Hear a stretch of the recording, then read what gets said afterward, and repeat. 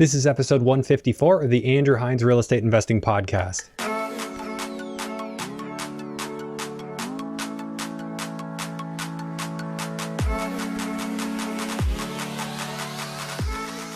Welcome to episode 154 of the Andrew Hines Real Estate Investing Podcast. Today I have Shuayb Qureshi on the show. Shuayb is a relatively new investor that's moved very quickly. His mindset's in the right place and he's a really smart guy. So we had a really good conversation today, talking a lot about the mental fundamentals to be a successful real estate investor. And then of course the actual tangible fundamentals and the nuts and bolts of what Shuayb believes is a good deal. Shuayb's invested in Sudbury, Ontario primarily, and he talks through his perfect BRRRRs, he talks through his cash flow and how he's getting the 1% rule and just how important cash flow is for him as he invests at a distance while living in the GTA about 4.5 hours from his actual rentals. So good episode. Obviously, a lot of people moving up Sudbury Way for investments and doing it at a distance.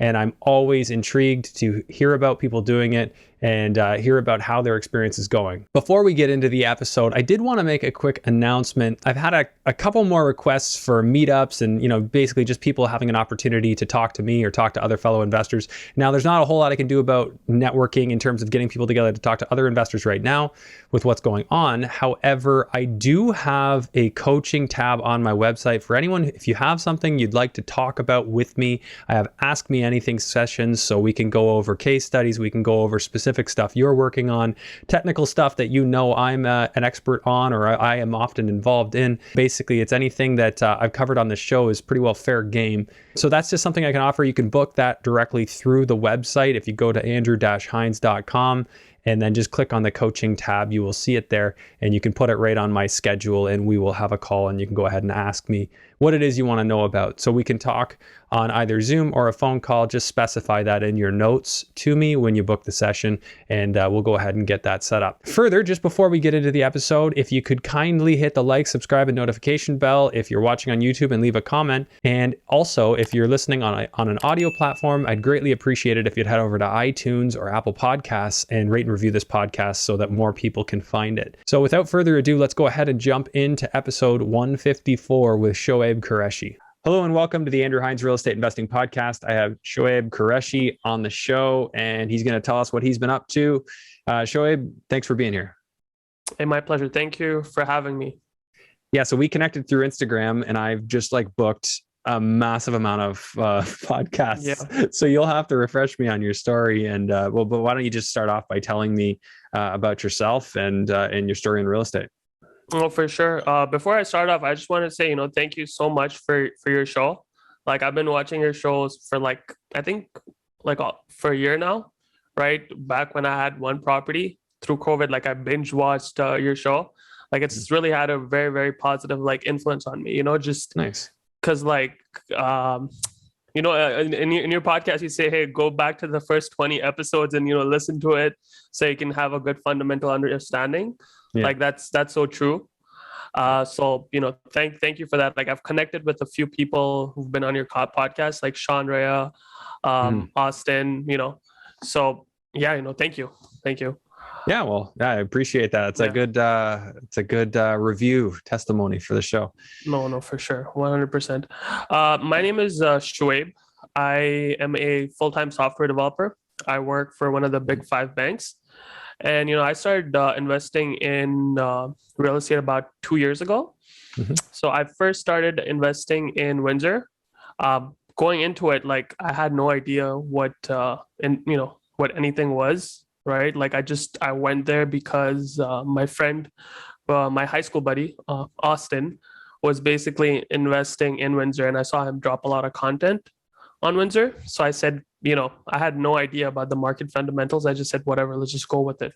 Right. And then I bought a single family home for about $160,000. And, it was great. Right. Because I rented out for about $1,400.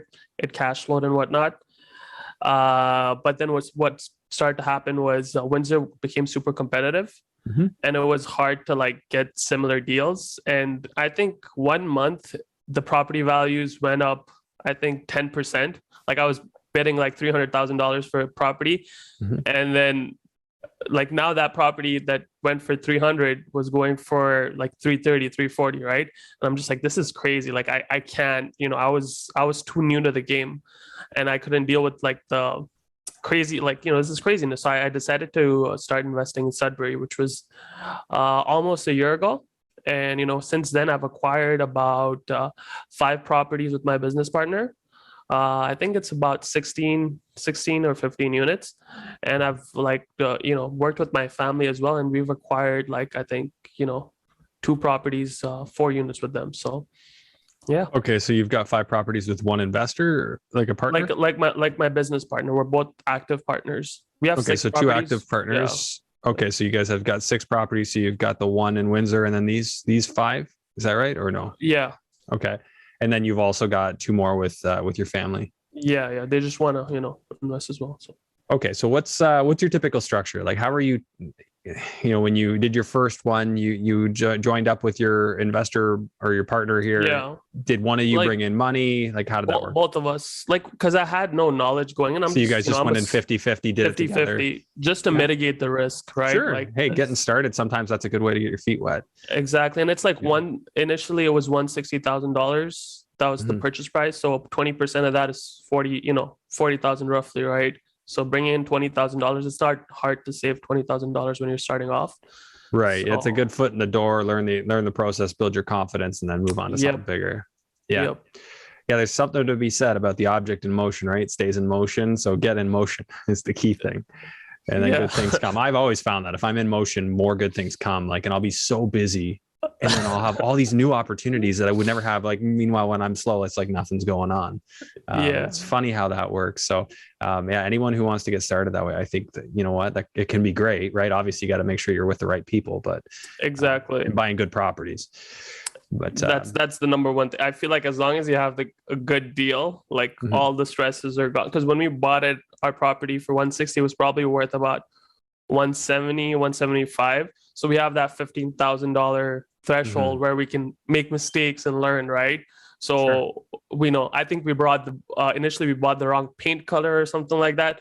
I was like dying, because I was a young guy, like, $100, $200 is big money to me at that time, right? So when you put it in perspective, you're like, it's a $200 mistake, but like, we made $15,000 on the buy. You know what I mean? So yeah. Yeah, and you're gonna waste money on things, make mistakes. Like, that's like every freaking real estate project. There's mistakes. Yeah, you hope to eliminate them, but it's not very common that people are eliminating them.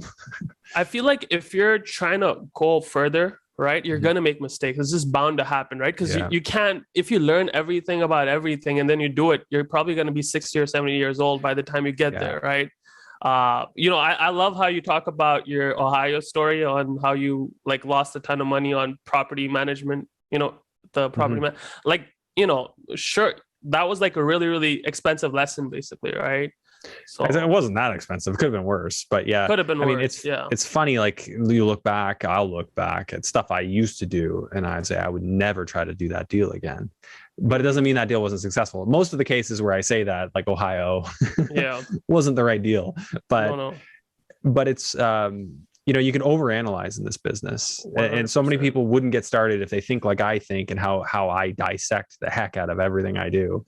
It might actually be a deterrent to actually not do a lot of deals.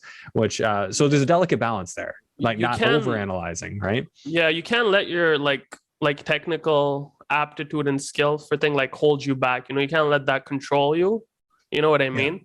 Like, I definitely would do more if it wasn't for that. Exactly. Like, I'm an engineer. Like, I'm a super like book, gotta learn, right? Obviously, like, I have the ability to learn, which I'm blessed with, right? But at the same time, it works against me because once I see a deal, like, I'll see a million ways it could go wrong, right? That most like your average person won't just because like I overanalyze. It's obviously a gift, but it's a deterrent as well, right? Because it's like there's a certain amount of faith, right? Like, I don't think it's right to say that you shouldn't do that, but at the same time, I think we all have to know ourselves and know when we're doing too much of it. Because I mean, I'm grateful like for all the crap that happened to me that I learned what to avoid. But, you know, certainly there's been maybe overcorrection in that process. But then again, I stick to fundamentals. I could definitely be more aggressive, but I do stick to fundamentals. And I think as long as we all do that, if you know you're meeting your fundamentals and it's just fear, that's when you just got to push. You just got to push and do it. So I think the key is criteria. Like a lot of people, and I don't think my followers, but a lot of people do operate without criteria, meaning they don't know what they need. They just, I want to be an investor. Well, that's not criteria, right? Like, are you trying to retire? Do you need cash flow? How much? Because all these answers will set a picture, and then you start applying that. And you're like, oh, okay, that doesn't work in Toronto, but it does work in Calgary. Cool. Let's look in Calgary. Exactly. And, like, anyways, not to get tangent there. But yeah. No, I think it's a valid point, because like sometimes like your criteria will change over time, right? But the thing is, if you don't have a criteria, you're just doing nothing, right? Like my initial goal was like, I think $5,000 to $7,000 cash flow. And then I said, you know, I'll be good. That's what I said 2 years ago. But as time goes by and I see what appreciation's like, you know, value, you know, my mindset changes, right? Like I see, you know, I did a little bit of wholesaling. I see like, oh my God, like, you know, you can add so much value to investors. Like you go like, you know what I mean? Like, cause you're at a certain level when you start off, and then, you know, as time goes on, you know, you pay your dues, you learn more, and you kind of elevate yourself, right? So you can see more. And you know what I mean? You can change your criteria accordingly, right? Sure. So, yeah. I think right. like, I like what you said, being able to see more. I think that's a big thing. I see that as myself more and more. Like I'm not the doer of the individual tasks as much as I used to be. I'm more of the have the wisdom to know which tasks to do. And I'd rather more and more, I just feel the need to delegate almost everything. So I know what you mean. I've got to listen to that. Plus with a kid coming, I'm going to be delegating even more. Congratulations, by the way. Thanks. Yeah. By the time this airs, he'll probably be here. So really? It's coming soon. Yeah. So life's about to change, I guess. So I'm trying to get a whole bank of episodes so that I don't need to record for a while. And well, like my house, we invest a lot. Like my dad invests. So we have like a 4-year-old guy, nephew, right? And he knows all about it. He's just talking about rents too. So like, it'll be cool, you know? Yeah. Oh yeah, I'm excited for him. Like, my parents, they didn't teach me any of this stuff. I had to learn it. But I mean, I think there's it's just going to be it's going to be like understanding the English language. You know what I mean? Like understanding investing. Well, it won't be like he loves it. He'll just understand it. I think if you're around that stuff and it's kind of forced on you, it's not interesting. Like we find it interesting because it's like, it means freedom. But to a kid growing up that, that didn't necessarily have the disadvantages and you know, already had sort of freedom, might not appreciate it the same, right? 100%. Like, yeah. It's going to be a whole new world though by that point. I mean, everything that's happening right now, we'll just have to play that one by ear. For sure. Yeah. Well, so best of luck. Yeah, thank you. You have any kids yet? No. I got nephews, you know, 1 hour a day. I'm that uncle. Like, hey, what's up? You know, I play with them, and then 1 hour a day commitment. So you mentioned you graduated with Austin Ye? No, we graduated high school, not high school together. Yeah. Okay. Yeah. So you're similar age, mid-20s? Yeah, 26. Getting into the latter half. Late 20s. That's good, man. Though, like when you're mid 20s and you're, you know, you got a handful of properties already. Like that's great progress. Really like better than I was at that point. Like I was just still making all kinds of mistakes and getting burned at that point. Different kind of progress. No, but no, it's crazy because like most of the people I talk to on a daily basis are just investors. Like I talk to Austin every other week. I talk to my friend Myron, and everybody has properties, and I just go like, oh my God, I'm not doing enough, right? And you know what I mean? Like, that's good though. Yeah, that's what you need. That little boost that just pushes you to go further, go faster. Yeah, and I'm just like, man, I'm not doing enough. Like, I'm stressed, I'm depressed. Like, I'm like, oh man, I only have. Yeah, but you're still working full time, right? Yeah. Of course, but I'm just, you know, it's kind of perspective, and then you take a step back. You go like, you know what? Things are well. There's always going to be somebody that's got more than you, and there's always going to be somebody that's got less. So I wouldn't worry too much about what other people are doing, but 100%. keep going for sure. That's awesome. Thank you. So as far as cash flow looks like, can you give me a higher level picture? Windsor one, how's the Windsor one cash flowing? Is that like So the Windsor one, we bought it for 165, 160. We rented out for 1400 begin in roughly. And then after a year, the tenant moved out. So we got it re-rented for 1650. Oh, wow. So 1% rule then on what you paid. No, but we refinanced it at 250 in a year. So pull it out. So we're roughly probably still cash flows like $500 or something. Yeah. And it's like with that one, we bought it in a really good area, and like the tenant is like a superstar. Like she is so clean. She like, she's like the best tenant, right? Like you can't have any. She fixes the smaller issues, like beautiful. One of those like A+++ tenants, right? So like there's literally no property management. The maintenance fees is low, like so we can cash flow a lot, even though like it's not really 1% rule. And I think that property is worth around like 350, 340 now, like in a year, because Windsor's been a crazy market. So we've been really fortunate for that. That's awesome, man. Yeah, and thank you. What are the Sudbury ones look like? Like, what have you been buying? What price points? Gotcha. The first one I bought in Sudbury was like, I was really, really lucky. Again, right place, right time.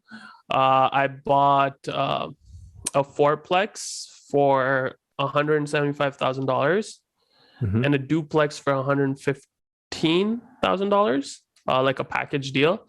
They were in the worst of the worst areas, right?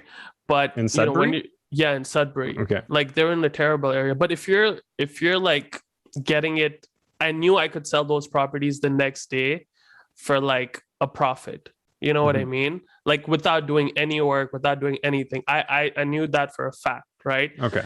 But the properties were in the worst of areas. It didn't, the rules that a lot of older investors say, like, hey, buy in a good area. Nope. It was like the worst property in the worst area. Like I think there was a murder in that property. You know what I mean? Like it's just terrible. Wow. I went to see the property, and it was just like crazy. Like it was like super dirty. The upper unit guy for the duplex was a drug dealer. I mean, there's bed bugs, like all kinds of issues. But like, again, right, when you put things in perspective, if you can sell it tomorrow for a profit, like, you know what I mean? Yeah, I mean, everything has its price, right? Like I live in an area that's not too far from the highway, and there are people that are actually like up against the highway, but there's a wooden barrier in the way. I'm like, why would anyone want to live there? But somebody does. Yeah. So those rented for, like, we had to put about $10,000 to get the drug dealer out and just clean up, get rid of the pests. So those we roughly rent that entire duplex out for about $2,000 upper and lower. And the fourplex that we bought for 175, the rent on that is roughly about $4,000, maybe a little more, but let's just say 4,000 just to be a little conservative. We've had to put in, like, throughout the years, like 2 years, 1 year we've owned, like once the tenant left, we just kind of like cleaned it up, painted it, because it's not a top end area. We're not really doing any high end finishes. We're throwing a layer of paint. Like if the floor it's vinyl, we just clean it. You know what I mean? Instead of so you're just everything, just lipstick where needed. Cleaning. Like cleaning. So mostly cleaning. Okay. Cleaning. Any painting? My property manager is very creative, and she keeps it my prices down. So painting here and there. Yeah. So wow, paint's on the table of whether or not you're gonna do it. Yeah. I mean, like when I heard we had a vacant unit, I was like, kind of ready to spend like, about $8,000 just turning the whole thing around. She's like, oh no, don't worry. Like, I'm like, how much do I pay you? She's like, no, don't worry. I'll just take it from the rent. So I didn't even have to like fork it out. You know what I mean? Like, people tell me those are terrible properties, but like once I see like the cash flow and whatnot, like, I can't. Terrible. It puts a smile on my face, right? So dude, that's interesting, because I never really wanted to deal with that. But if you got a really good property manager that just takes care of it, that was sort of like my Ohio scenario. Like the one house I had never even been in. I never even went in it. It did cash flow. The only negative was I sold it for less than I bought it for, but it's okay. Yeah. So you said 4,000 on the fourplex. What were you getting on the other one? You said 2,000. 2,000, and then you were what kind of rentals? Like, were we talking like $1,000 each, or like very minimal? Rentals for the duplex was about, actually it was about 6,000 or 7,000, not $10,000. My bad. Yeah. Okay, and then for the fourplex, how much did you put into that? When we bought it, we didn't turn over any units, so nothing, because it was cash with nothing, and then we put in, I think, $2,000-3,000, but it came from the rent. Okay, so nothing really. Right. Okay, so we'll just treat that as zero. Did you do any refis on those, or those are just straight up purchases?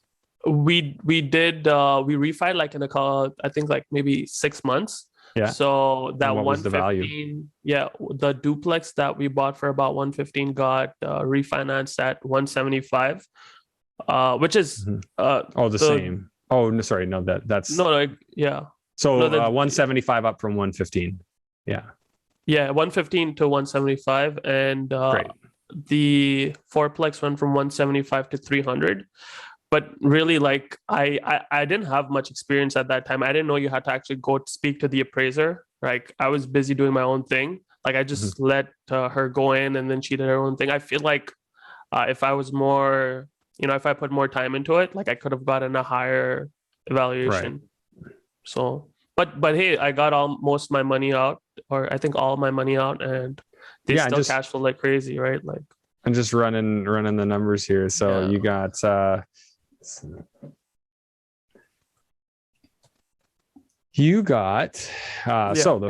fourplex 175 to buy, you had a $300,000 new value, 240 new mortgage at 80%. And did you get 80%? I'm guessing so. 80%. Yeah. So 240,000, you got 65 grand in your pocket. And then for the duplex that you bought for 115, 7 grand in, you're in for 122. Your new mortgage is 140 at 80%. So that's $18,000 in your pocket. So neither property owes you a thing. You're in for zero on both. And you got two properties that could potentially pay you for the rest of your life. Yeah. They're amazing. So those, man, and what do you have between those two for cash flow, do you figure? You see, I'm a very passive investor. Like I just know it's positive, but you know what? Let me do some math. The rents are about 6,000. 6,000 between the two. Yeah. And then you got taxes between the two. How much? I think 4,000. Just be conservative. And then insurance, like 2 houses at $1,500. $200. Yeah. Oh, so $200 a month. Per month. Yeah. Total between the two.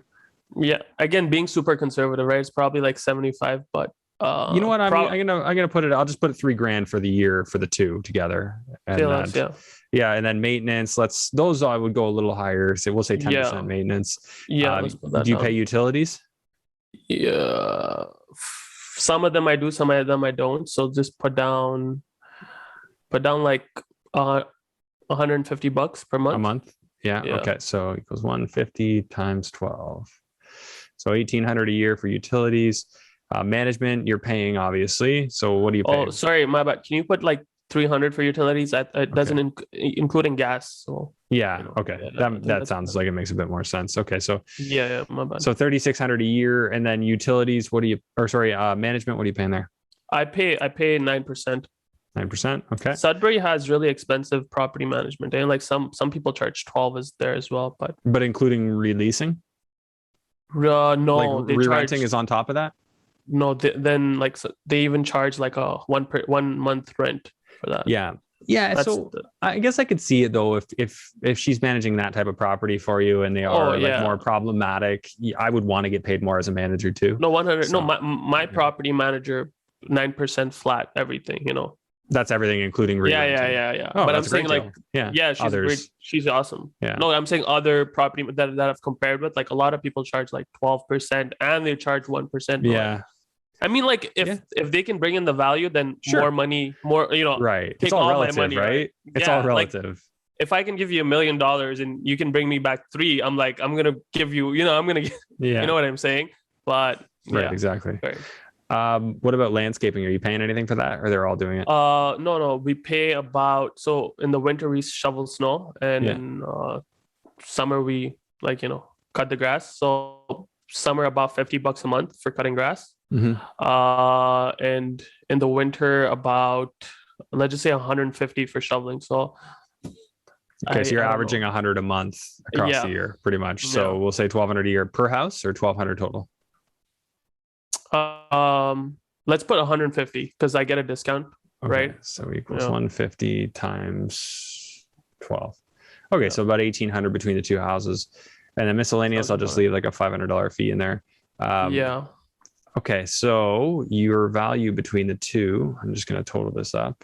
Your 475 value after your refi on both of those. So 80% of that's 380 between the two, 2.5% mortgage rate. We'll just say 30 grand. Your cash flow between the two houses is 2,200 bucks. yeah. Sounds Even about after right. paying all that management and Yeah.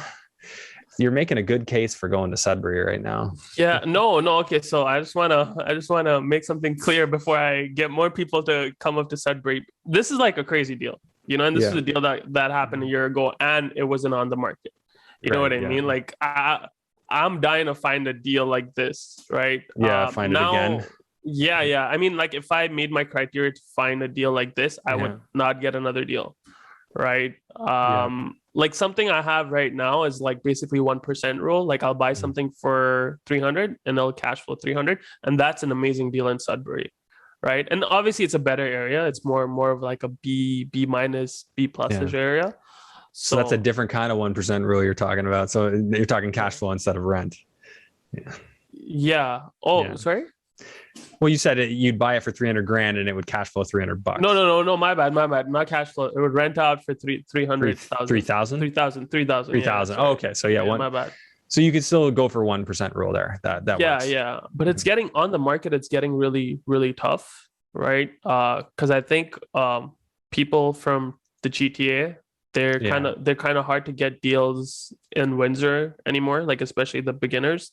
Yeah. So they're So screwing everything they're up and going up to Sudbury for you. they're messing it up for me, man. Like the I Oh man, they're hearing all the stories of people going to Sudbury on this podcast, and there's yeah, yeah. So yeah, plus you got Robbie Clark up there buying up half the city and Robbie going. Clark. Yeah, You know I those guys? heard.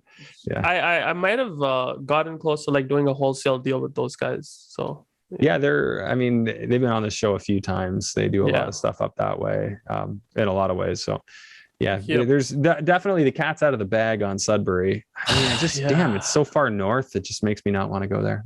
No, it's you know what? I'm not a cold guy. I hate the cold. Like I thought Yeah. about moving up there and managing my own units, but I'm just like I hate the cold. I hate the Yeah. cold, Andrew. I do Uh, too. Yeah, I don't want to yeah. be here where we are. I mean, the snow's kind of pretty right now, but It's I'm pretty, but good. it doesn't feel good. You know what I No. mean? I like snow for skiing, like take me to a ski resort and then take me right back to Yeah. warm. Like I don't want any of the in-between stuff.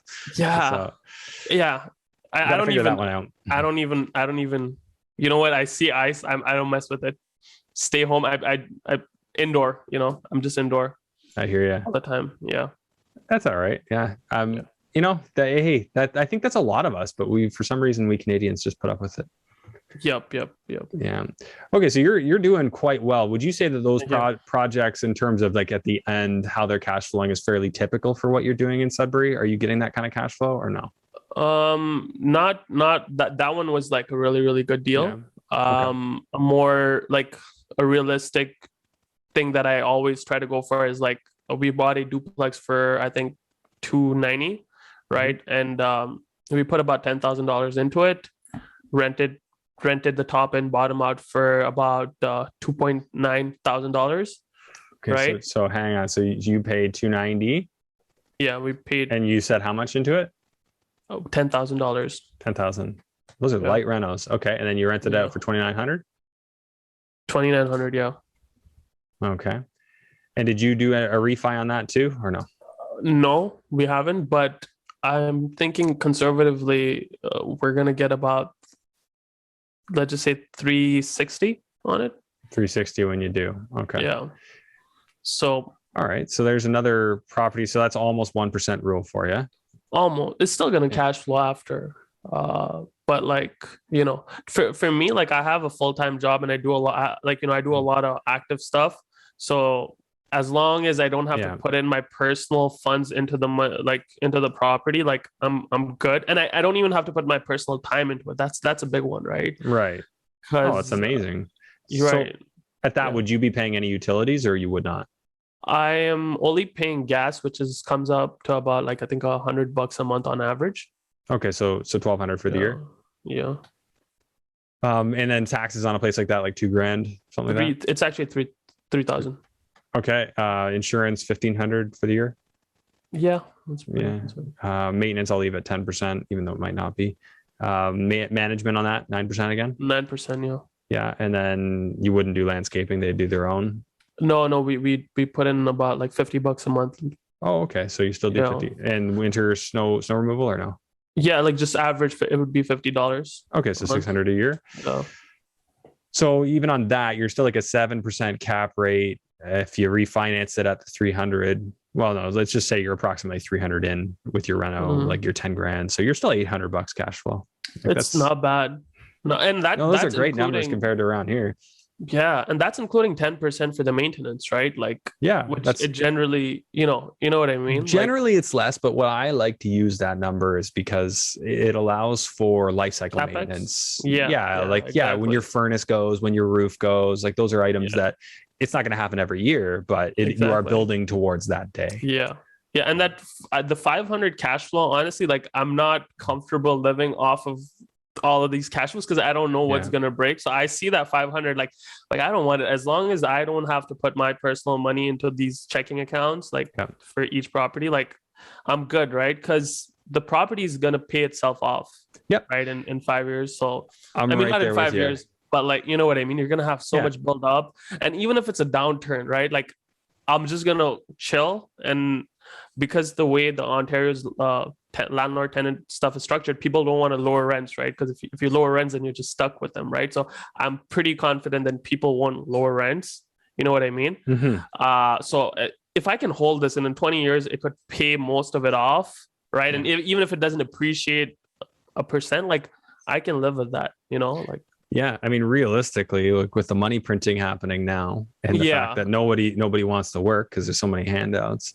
You know, it's quite likely that your property is going to go up in value. Now, the only caveat being there could be the roller coaster ride. There could be massive crashes followed by recoveries. I don't think that there would be, but anything can happen, right? But if you got the cash flow, what do you care? I mean, because we know it's going to come back eventually. It's got to, because you know, when our dollar can't buy a 2x4, what do people do? They look to what's already there. So, and then that's going to obviously drive those prices up. So even if there's a crash, like I see it as a positive. I get to buy a home in Toronto, you know, finally. Yeah. Right? And that's what I try and prepare myself in my head. You know, if it ever happens, what would I do if there was a crash? You know, like say I'm doing all X, Y, and Z, and then there's a crash. What do I do? Well, exactly. I solicit.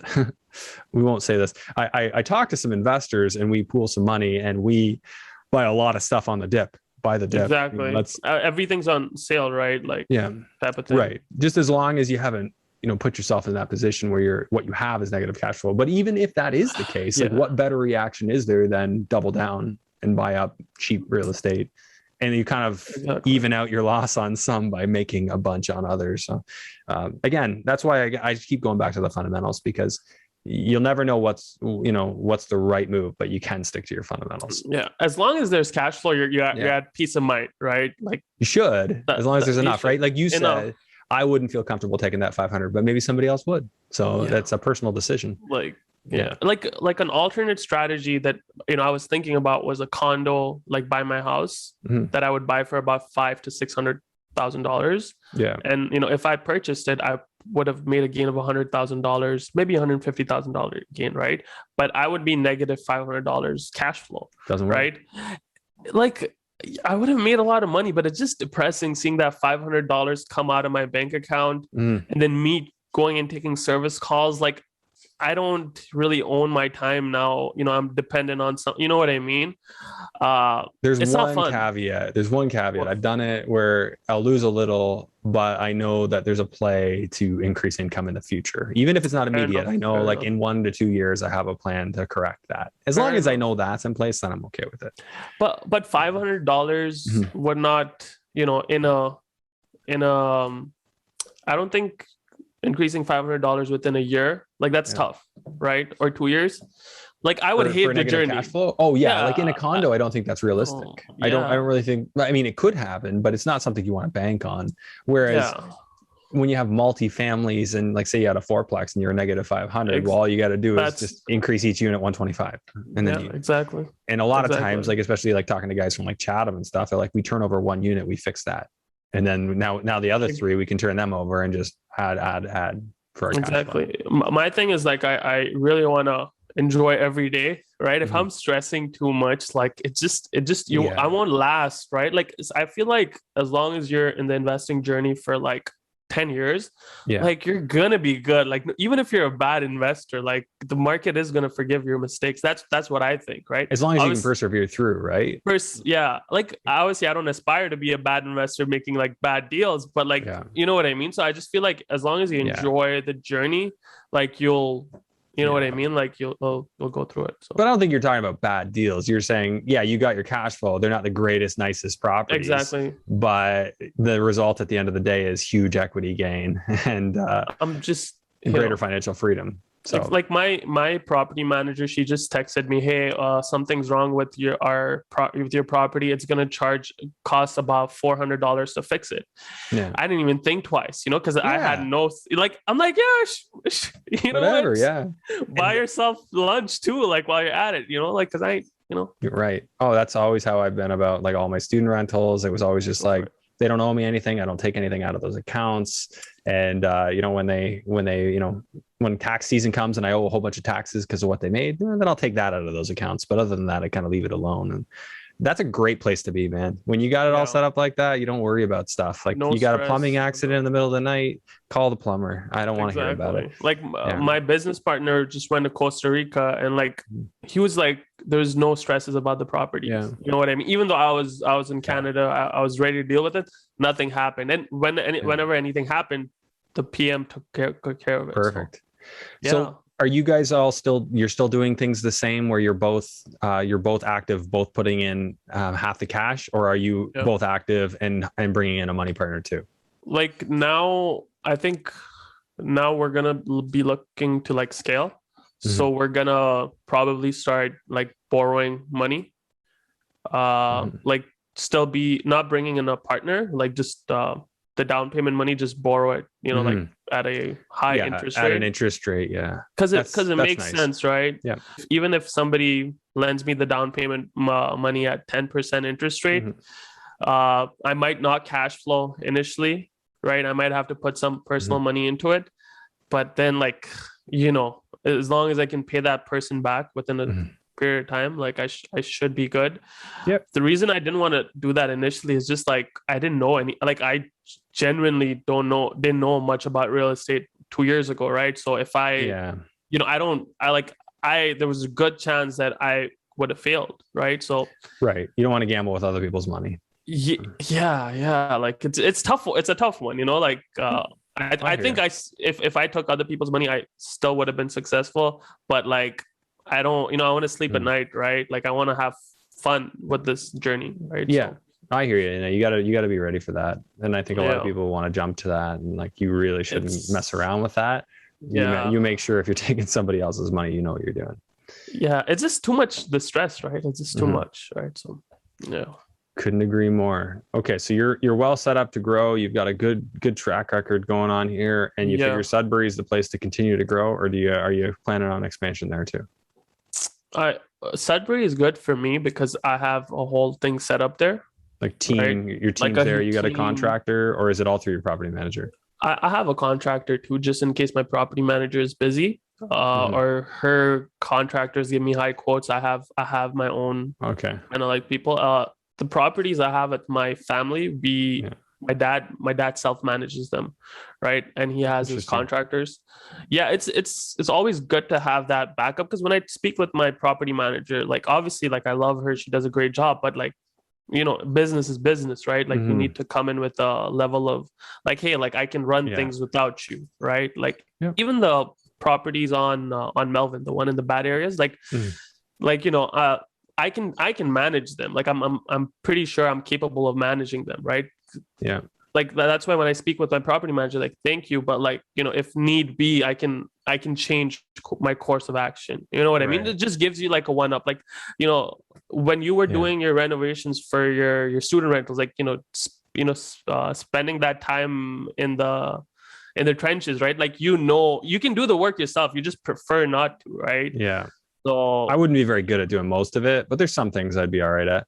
okay. But yeah, like knowing, I talk more about Like, like knowing what goes into each job and being able to call BS. That was a big yeah. thing for me. Yeah. Yeah, it's just that little thing, Yeah. right? And they know, Yeah. so they don't, Right. They don't try things when they know, like even if they they know don't. you don't know necessarily all the terminology or every single little piece, but you know enough that you can smell out bullshit. Yeah, Yeah. exactly. Yeah. Like, it's like, wait, that's gonna cost you Yeah. $3,000? Let me write that down, like, let me Yeah. write, okay, and then, like, And there's uh, you never want to be like, I mean, I never wanted to be belligerent about it. I'm sure I came off that way sometimes, but at the same time, like it just more time passed, more things I knew, more things I learned, and I understood it a lot better. And these guys know, like if you say, hey, I want to grow together and we'll work together, they get it. You want to understand yeah. and be clear on things. And As long I feel like great.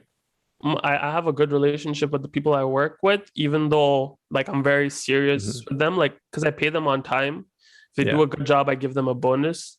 Like, and it's unexpected. It's not I don't tell them that I'm going to give them a bonus. But like, I don't make any jokes, right? Like I'm super serious. Like I'm dry. I just come in that, and I don't bother them, right? So as long as you can pay them, respect them, and like, give them nice little surprises, like, they won't. Yeah. Getting paid quick is like 90% of the battle. Being reasonable, don't haggle them to death and pay them quick. I think people just want to deal with others that are like that and respectable, right? Like not no charm there. Just thank you, no thank you, like sort of like Nice, man. Oh, you got your stick. Yeah, but besides Sudbury, like I am looking at other places. It's getting harder and harder to get these deals just because there's a lot of investors coming up. Like duplexes are going for $400,000, and like the rent is about like 2.8 thousand. It's still cash flows, probably neutral. Oh, that's not great though. It's not great for Sudbury, right? Like especially when it's not appealing. But yeah, I don't know. I'm looking at different ways to like the game changes, right? And you just got to adapt to it. You're looking at maybe commercial buildings, looking at mixed use buildings. Like I don't know what the next step is, but kind of you just have to figure it out, right? Like I'm still gonna do what I'm gonna do my bread and butter, but yeah, man, awesome. Well, if people wanted to follow you, where should we send them? Instagram. I can send you the link. Anything else you would like to share with the audience before we wrap up? If you guys want to learn about Sudbury, we have a ton of content on For the Rise Network. I'll send you the link, Andrew. We made some good. Okay, sure. Videos. I can put the link in the description as well. Yeah. Awesome, man. Okay, words of wisdom before we go. Oh, no words of wisdom. No words of wisdom. Just get your cash flow. Just get your cash flow. Hey, you already said it, man. As long as you got cash flow, you'll be all right. I mean, like, yeah. I agree. That's what I took from our interview, which I it just takes the stress of life out, like that's great, man. And you keep it passive. Like you said, you're a pretty passive investor. You let them do the work. You're working full time, man. That's huge. To be able to work full time, still grow your portfolio pretty aggressively and be mid-20s, you got things headed in the right direction. I really enjoy my job. You know what I mean? Like I'm not here. I don't hate it. You know what I'm saying? Cool. Like obviously they could pay me more. I'd be a little bit more happier. But that's always the case. They can always pay me more. Yeah. Well, it's good to have the job so you can get mortgages. So exactly. Yeah, if you ever do plan to transition out of that, you want to make sure you got a good plan to get yourself approved. So, all right, man. Well, thank you very much for doing this, and it was nice to meet you. Thanks for tuning in to today's episode. Please make sure to share this episode far and wide. Help it help more people. I really appreciate you tuning in. I'll see you on the next one.